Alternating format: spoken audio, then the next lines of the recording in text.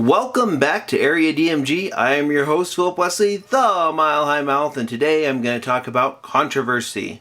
Or rather, I'm going to talk about the Starbucks Holiday Red Cup controversy. So, for this, we have a Holiday Red Cup. Essentially what happened is there was a person who claims to be a former pastor who was upset at Starbucks because he did not feel that the simplistic red cup that they have this year at Starbucks was religious enough. So I thought about it, and then I realized that what is it about some pastors or Christians on social media who just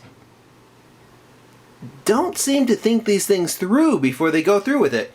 I was listening to the radio, and there were a couple radio hosts who were also parroting the same thing, that the Holiday Red Cup is not religious enough or Christmassy or Christian enough. And it really kind of bothered me. I'd like to point out that the whole purpose of the Starbucks Red Cup was that it would be simplistic and people could assign meaning or decoration to it by, I don't know, taking a Sharpie or something and drawing on the cup. That was kind of where they were going with this. But let's look a little bit closer at the Starbucks Red Cup. In fact, this may be Starbucks' most religious cup to date. Now, let's start with Christianity first. Christianity, Catholicism, Protestantism, all the various divisions of Christianity, including like Mormonism or Latter-day Saints. But let's talk about what red signifies in Christianity. Red signifies the blood of Christ, the crucifixion, resurrection, and ascension.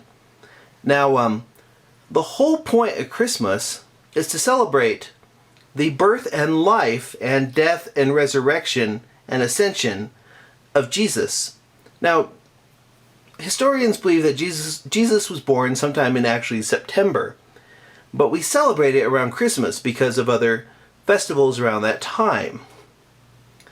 But, like I said, the whole purpose of Christmas is to prepare us for Easter.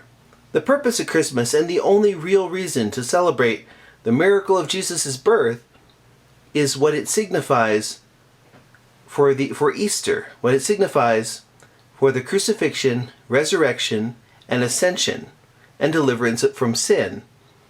That's why red is significant to Christianity.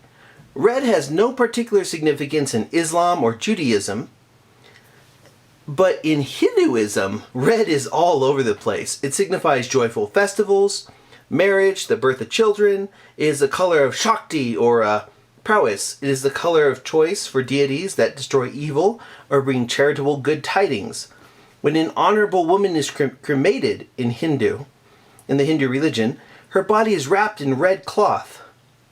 In fact, Hinduism actually does. Some people who practice it will also practice celebrate Christmas, but they'll assign it to Ganesha. It's a Ganesha, Ganesha, who is the spirit, or rather, the deity of charitable culture. The whole purpose of giving gifts around Christmas for someone who practices Hinduism is it's not for commercial purposes, but to further community and culture. In Wicca, red symbolizes warmth, cheer, passion, and strength, and celebration. If you believe in Kwanzaa, red signifies ancestry. It's kind of important to think, and kind of important to note, that this red cup is actually a way for you to assign your own personal beliefs to this particular symbol of the holidays. I mean, white signifies purity in almost every single one of those religions.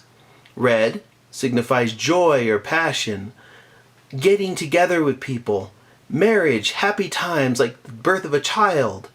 It signifies sacrifice and loyalty, respecting your ancestors and what they have contributed to you as a person. And I believe that that's a little bit more important than trying to make a cheap social statement with a hashtag. In fact, I would say that this particular cup, in its simplicity, is the most complex display of unity that Starbucks could have used. So, it really bothers me when people are saying we should boycott Starbucks because of the red cup. No. Now, if you're an atheist, this cup could signify all the red shirts on Star Trek who died to keep Captain Kirk safe. And that's a joyous thing to celebrate too, isn't it? But seriously, this is just a cup. It signifies, through its simplicity, whatever you want it to be. And if you want it to be something controversial or to make people angry, I think that the problem isn't with the cup. The problem is with you. So here's my suggestion and what I think about it. Instead of tricking people to like write Merry Christmas or whatever other things you want on the cup, maybe you should just think of this. I'm your host, Philip Wesley, the Mile High Mouth, and until the next video comes out, you are now caught up.